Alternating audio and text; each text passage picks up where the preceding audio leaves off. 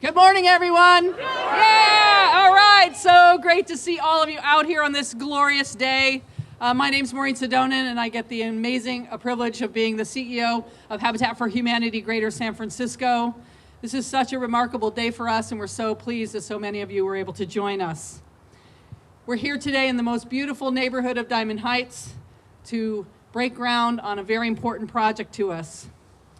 There's not very many community occasions that are as exciting as a groundbreaking, except for the day we give the keys to the family, which will be coming soon. As we begin, I would love to invite a champion for affordable housing and a good friend to Habitat for Humanity, Pastor Teresa Cho of St. John's Presbyterian Church in San Francisco, to say a few words and to bless us all. Pastor Cho.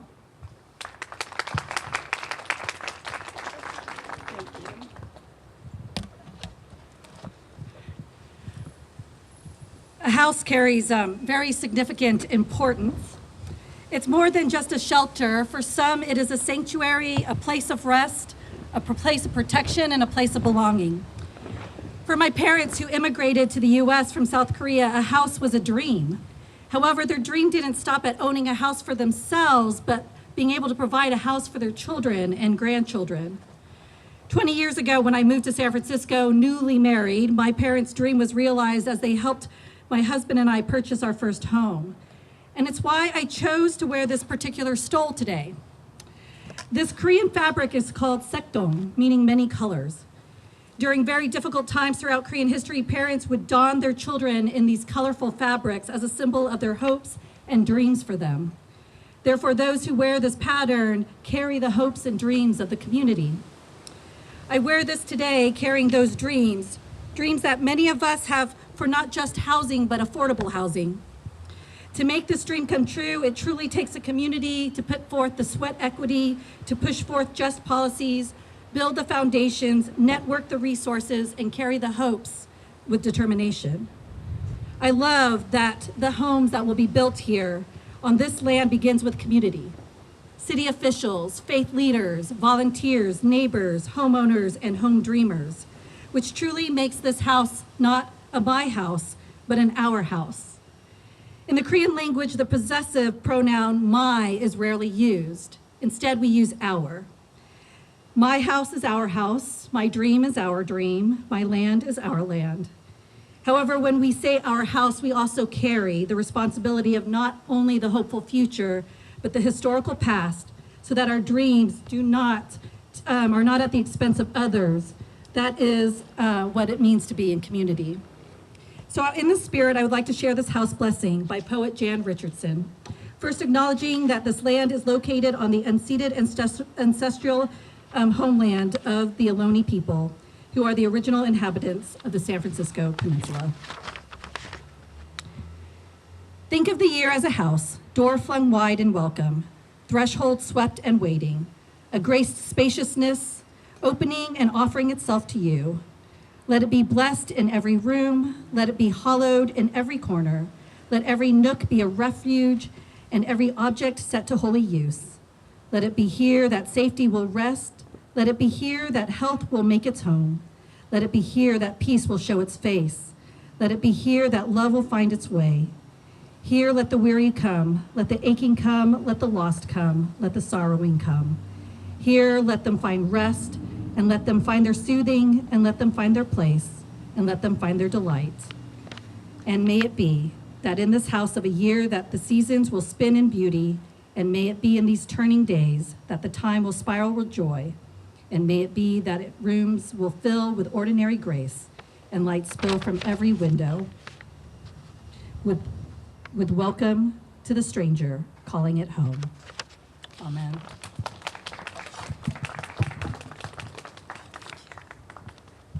Thank you so much, Pastor Cho.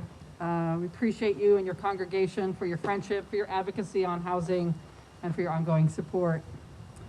I want to welcome our many distinguished guests who are here with us today. Because of COVID, we had to limit the crowd because I'm sure we would have filled the streets. This is so exciting. But I appreciate all of you who are here with us, and physically and in spirit. I'm delighted to say that Mayor Breed is with us today. Since her inauguration, Mayor Breed has been a true champion and leader prioritizing affordable housing. Just realized I could do that. Under her leadership, the Mayor's Office of Housing and Community Development has continued and increased their work supporting families and communities across the city. Today, San Francisco has a robust pipeline of affordable housing ready to be built and available at all affordability levels and for all family sizes. Madam Mayor, it is great to see you, and please know that Habitat Greater San Francisco looks forward to bringing hundreds more homes that we have in our pipeline in the next several years forward to partner with the city. I also couldn't be happier that District 8 Supervisor Raphael Mandelman is with us today. Rafi, there are few people who have worked harder or more thoughtfully than you have to get more affordable homes built across your district in balance with the needs of each neighborhood. It's good to see you. I'm also going to come back to a wonderful proposal of yours in a little while. Eric Shaw, the Director of Mayor's Office of Housing, is also with us today. Eric, thank you for your leadership and your vision. We really appreciate it. We also have with us 3 San Francisco Habitat homeowners today: Denise Miyajama, Jen Longaway, and Jeanette Liu. If you guys could all just wave. Like all Habitat homeowners, Denise, Jen, and Jeanette know their way around a construction site and are experienced home builders. I know they can't wait to welcome new families to these homes and to help them on their journey. I'm so pleased to see Bryn Smith here today. Bryn is a fantastic volunteer who has worked hundreds of hours on Habitat, both here in San Francisco and overseas across the globe. Thank you, Bryn. He lives just a stone's throw away, and I'm sure we'll see him many times out here on Amber Drive working on the homes. Representing our amazing Diamond Heights neighbors, I can see Betsy Eddy. Where'd you go? There you are, Betsy. Thank you. Co-president of the Diamond Heights Community Association. Betsy has been such a strong supporter of this project from the moment I first called her to say, yes, how can we help? And I would just want to really appreciate you. Last time we were together just up the hill at the Police Academy, we had about 70 community members join us to learn about and support the project. I was so impressed that we had almost everyone, 68 out of the 70, who said, yes, we want to see this project happen, something that doesn't get enough recognition here in our city. Our architects, Toby and Biz of Kerman and Morris, are here. You can see the beautiful rendering behind me that will turn into a beautiful community for the families that live here. And you can see reflected in the design the compliments of the neighborhood as you look around. Several members of our Habitat for Humanity Greater San Francisco board are with us today: David Kremer, Damian Philpotts, Tamsin Plume, Mark Tortorich, and Ken Preston. Thank you for coming out, and if I missed anyone, sorry. We have a board meeting later, so I bet I'll hear about it. Normally, of course, in pre-COVID times, we'd be able to welcome many more of our hundreds of homeowners and thousands of volunteers to this event. But I feel so blessed that we've been able to be here together and gather as many friends. I know we're all excited to be moving forward with this path to a gradual and safe reopening. Today, we're here to celebrate the start of a construction project, which has a very special story attached to it. On this site right here stood the home of a great San Franciscan, Maria Kolish. Maria was one of the first people to move into the Diamond Heights neighborhood in the 50s, when all of this was an open meadow. She was a chemist, activist, medical researcher whose circle of friends included chemist Linus Pauling, artist Ruth Asawa, inventor and architect Buckminster Fuller, and photographer Imogene Cunningham. And if you look over at the plaque on the table before you leave, you'll see the beautiful image that Imogene Cunningham shot of her that we've memorialized on a plaque. She loved her city, and she loved the people who live here. The site was donated by Maria's son, Misha Seligman, and his wife, Brigitte, in Maria's honor and memory. They wish to help more hardworking families be able to stay in the city that she deeply cared for.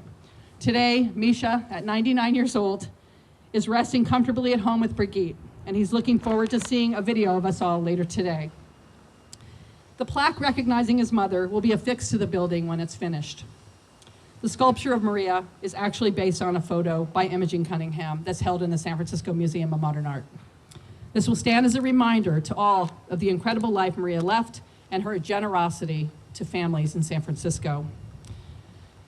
So now, where there was previously one home, there will be 8 homes, 3 and 4 bedroom homes for families.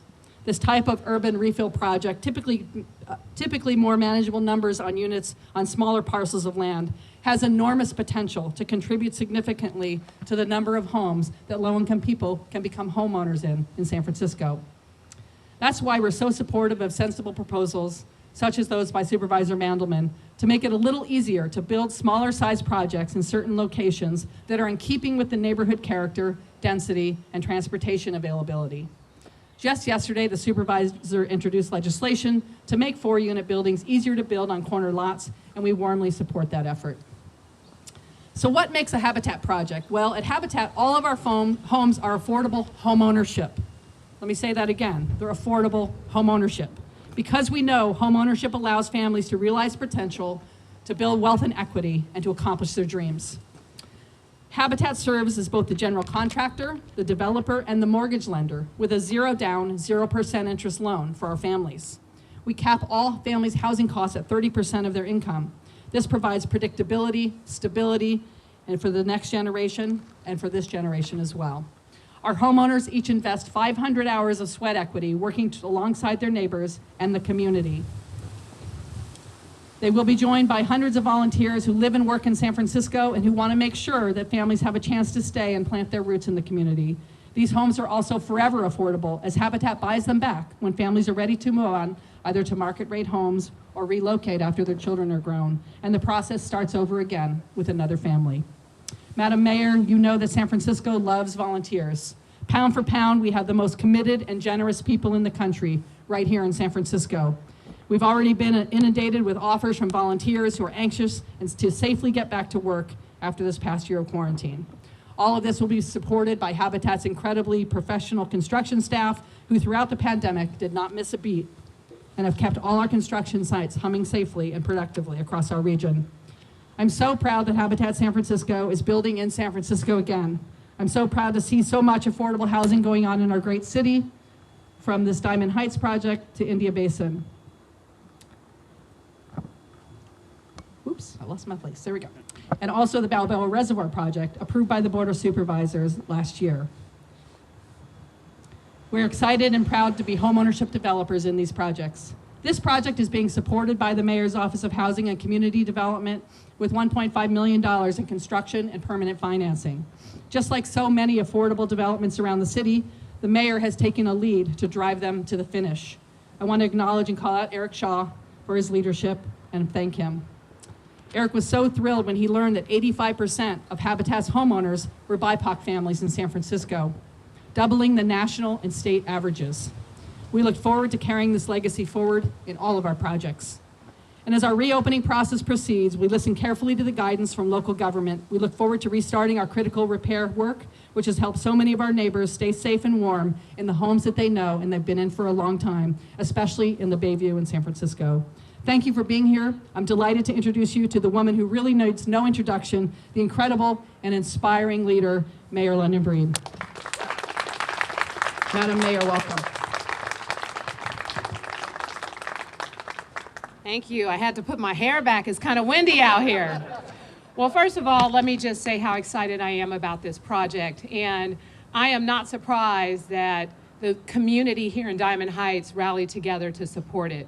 This community is a very active community, and I have a history, believe it or not, with the Diamond Heights community when I used to work on Treasure Island at a time where the city was considering moving the police academy to Treasure Island. Some of you may remember that, and this community fought to keep the police academy right here in this community, and they were successful, along with the work and the advocacy around George Christopher Park, which I joined Supervisor Mandelman in basically breaking ground on a new playground and in that particular area a couple weeks ago. And so this is an amazing community. It's a resilient community. It's a community that has an incredible history that was just talked about. Maria Polish, who was one of the first residents here in the 1950s when it was just a meadow, and now look at it, a neighborhood, a community where children are raised, where people shop and see each other at the grocery store. And we know that this project is going to be an important part of this community too. So I am excited about it. I'm especially excited because Some of you might have remembered when I served as a member of the Board of Supervisors, I introduced neighborhood preference legislation. And that legislation made sure that when we build affordable housing in communities, the right of first refusal for the certain percentage of those units go to the people who actually live here, who are qualified for the affordable units, in order to allow for opportunities for your children or your grandchildren who may have grown up in this community to have at least the possibility of getting access to these homes. So in this particular project, neighborhood preference will be used for home ownership. And just think about it. I mean, I can't be more thrilled to be working with Habitat for Humanity because of the incredible work they do. The hardest part of owning a home is putting together a down payment. And in San Francisco, that's at least a minimum of $250,000 in order to own a home that many people sometimes can barely afford. And here, no down payment, no more than 30% of their income used to pay rent, a place that people will call home and be able to raise their families. And if they are so fortunate enough to excel in life and generate more revenue for their household and move on to purchase another property, the home will still be affordable to the next generation. This is an incredible project for our city, and I couldn't be more thrilled. I also want to just say how much I appreciate all of you, the voters of San Francisco. When I first became mayor, we put on the ballot an affordable housing bond, which was supported overwhelmingly. And since I've taken office, we've been able to, along with that affordable housing and a number of other resources, we are able to invest over $1 billion in affordable housing in San Francisco. That's why it was not a hard sell for us to immediately provide the resources necessary to get the job done for this project. So it's your support, your advocacy, everyone coming together. It really does take a village, and this village came together to provide incredible opportunities for home ownership for families, and I'm looking forward to being here when we cut the ribbon and those first families move in. Thank you all so much for being here today. Thank you so much, Madam Mayor.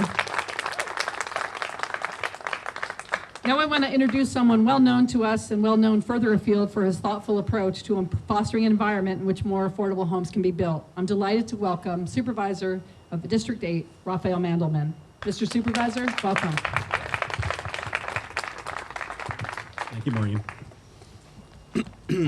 Tamsin Plume. This is like a little bit of like a collision of my multiple worlds. I went to grad school 20-something years ago with Eric D. Shaw. Hey, Eric. And then I worked, when I was a lawyer in private practice representing local governments on many deals with Tamsin Plume. Are you representing Habitat? She's on our board. You're on the board. Awesome. Well, Tamsin Plume, good to see you. So at any rate, everybody, I am so excited about this particular moment. From the moment that I started as a supervisor, really wanted to see more affordable housing built in District 8. And District 8 is a hard district to get affordable housing built in, notwithstanding the tremendous displacement that has happened from District 8 over the last decades. It's hard because we're built out, because we don't have a lot of available sites, because land values tend to be super high.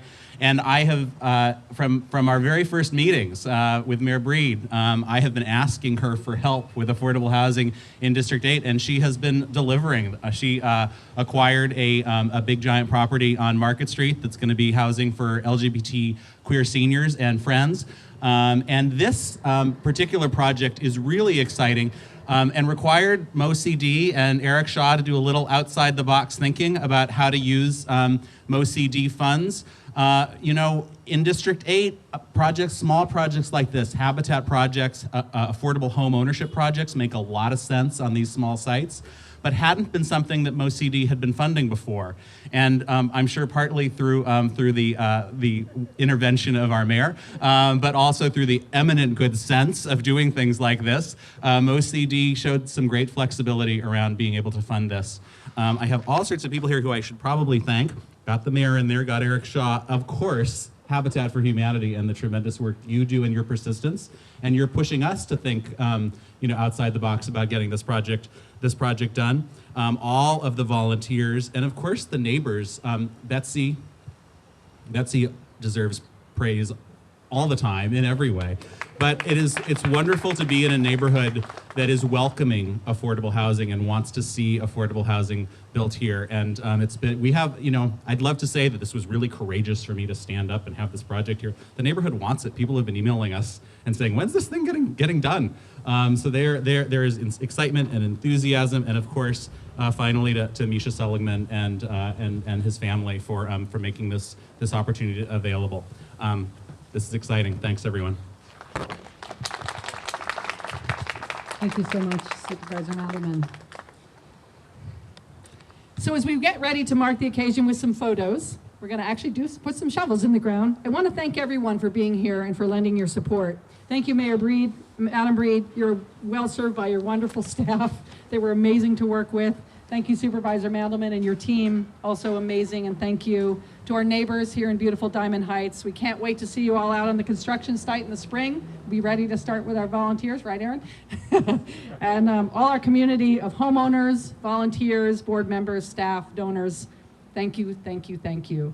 And a most special thank you to my friend and our generous donor, Misha Seligman and Brigitte Seligman, whose vision and donation of this land in honor of Maria Kolish began the journey and brought us here to where we are today.